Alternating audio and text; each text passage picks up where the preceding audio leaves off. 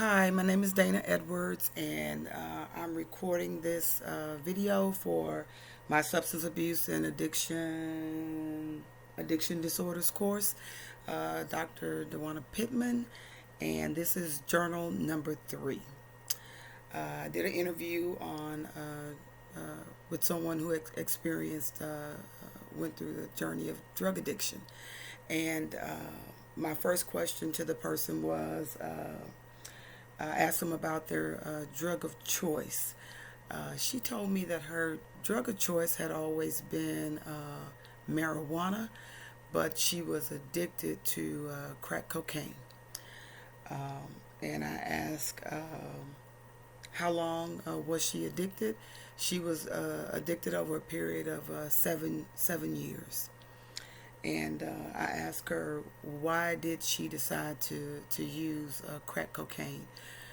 We talked about that she had smoked marijuana, which was her drug of choice, on and off since she was a teenager, from about the ninth grade in high school um, on up into her 20s. She was a marijuana user. She met and married a man who was also, to her knowing, only a marijuana user. So they used marijuana together.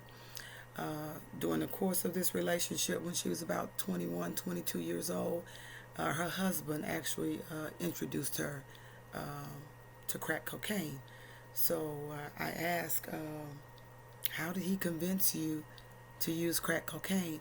And she said it wasn't much of convincing. They like to get high. They commonly got high off marijuana. She didn't know anything about crack cocaine. She didn't know anyone who had experimented or anyone who used or got in trouble. It was the beginning of the crack epidemic, so he offered it to her, and she agreed to get high with him.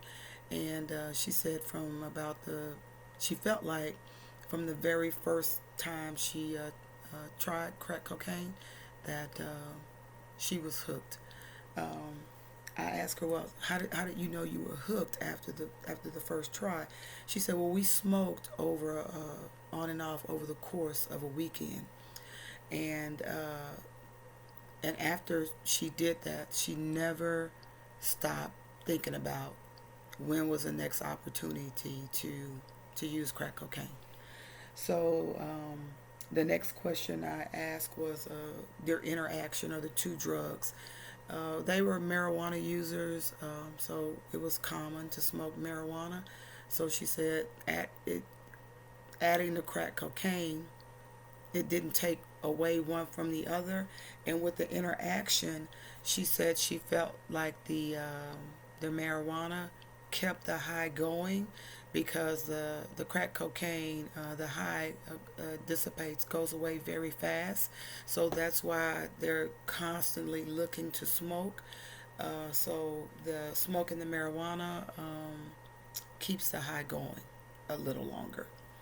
The next question I asked was, how many times did you attempt to stop using cocaine?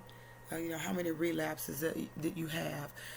She said she had many relapses, too many for her to just to assign a number to it, but that on her own she attempted to stop many times.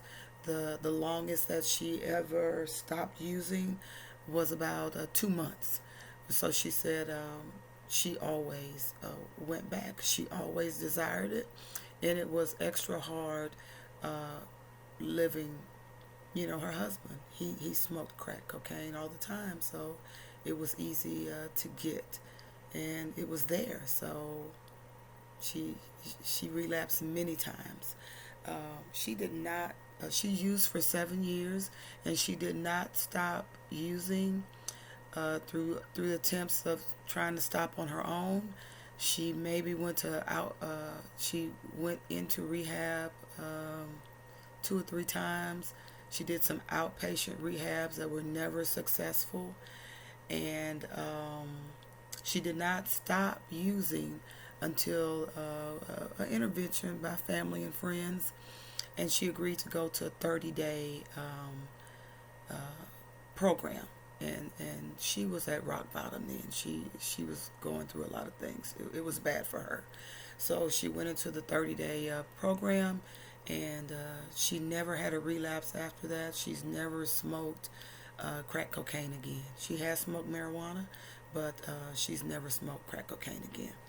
I asked her about did she still attend Narcotics Anonymous or Alcohol Anonymous. She never really had a problem with alcohol. She drinks occasionally still, but it was never a problem that would take her away from jobs, schools, anything like that.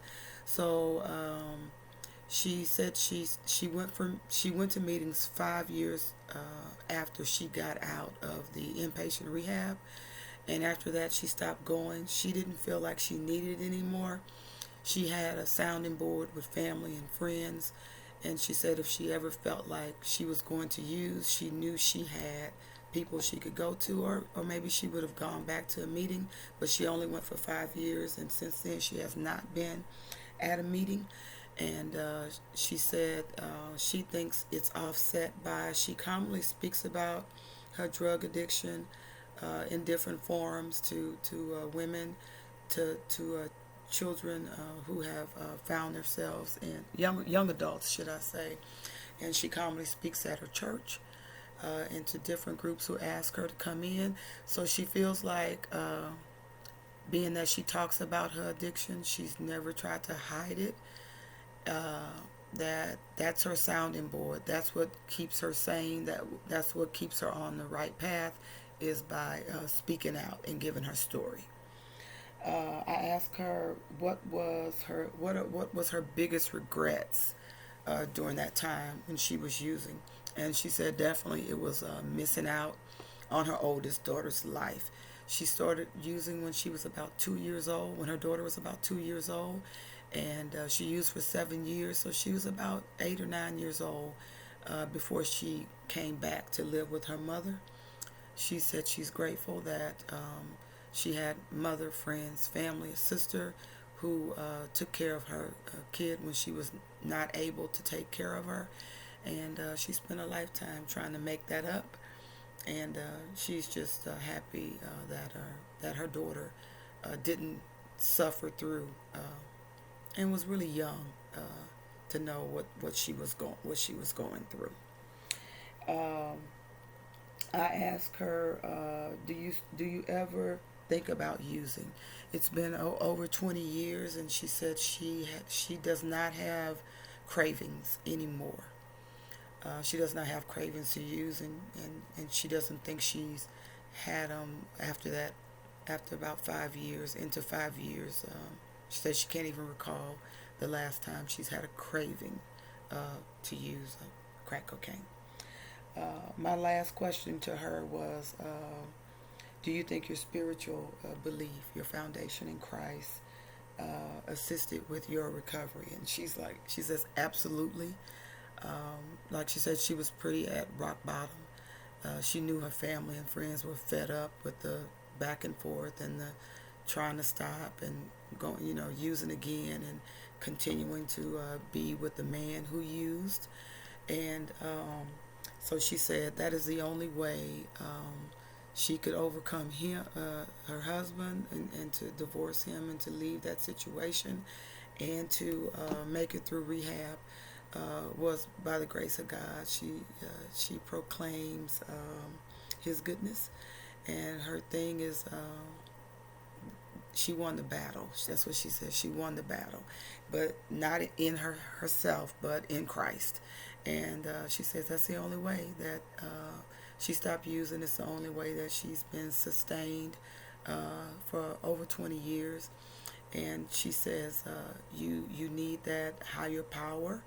You need that belief that there's something bigger than you to give you strength and to give you power. She said that's where her strength and her power comes from, and that without her relationship with God, she don't think she would have made it. That along with the support of family and friends.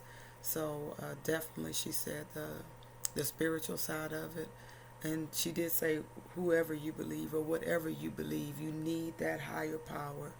Uh, she feels like you need that higher power to get over whatever your addictions may be.